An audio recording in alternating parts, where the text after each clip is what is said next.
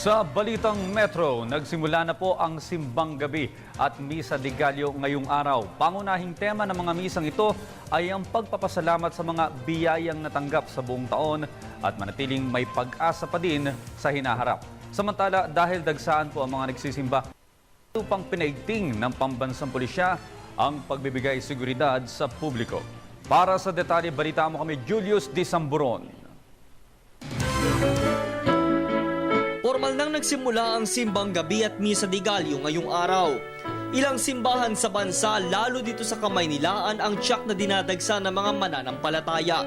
Sa aking pagtungo sa ilang simbahan gaya ng Quiapo sa lungsod ng Maynila, San Bartolome Parish sa Malabon at Shrine of Our Lady of Grace sa Caloocan, kapansin-pansin ang iisang mensahe at tema ng unang misa para sa ikatlong linggo ng Adbyento, ang pananalig sa dakilang lumikha at ang dala nitong pag-asa para sa bawat isa sa atin.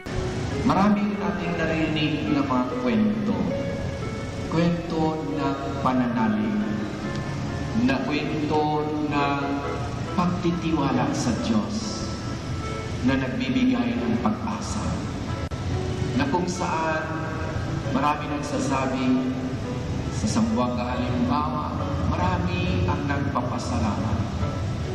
Nagkaroon ng misa at nagpapasalamat ang iba't ibang sektor na sa kanilang pagmamalasakit sila rin ay nakakabigay ng kaluwalhatian sa ating Panginoon.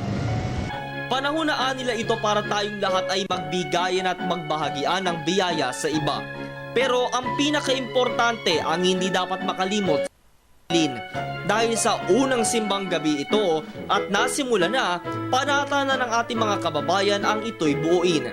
Dahil naniniwala silang pag mabuo mo ang siyam na simbang gabi, matutupad ang kahilingan mo. Samantala, higit 1 linggo bago magpasko, mas paiigtingin ng NCRPO at pambansang pulisya ang kanilang pagbibigay seguridad lalo sa mga matataong lugar gaya ng mga mall at amusement park. Sa mga panahong kasing ito, naglalabasan din ang mga mapagsamantala.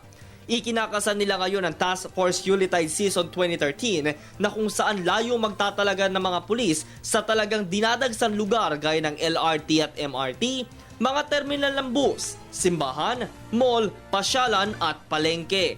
Ito ay kanilang popostehan ng mga Police Assistance Desk. Ayon kay NCRPO Director Chief Superintendent Carmelo Balmoria, tuloy-tuloy pa rin ang kanilang checkpoints at panguhuli sa mga motoristang may bitbit na loose and expired license of firearms. Kasama din nila dito ang patuloy na kampanya laban sa mga iligal na paputok.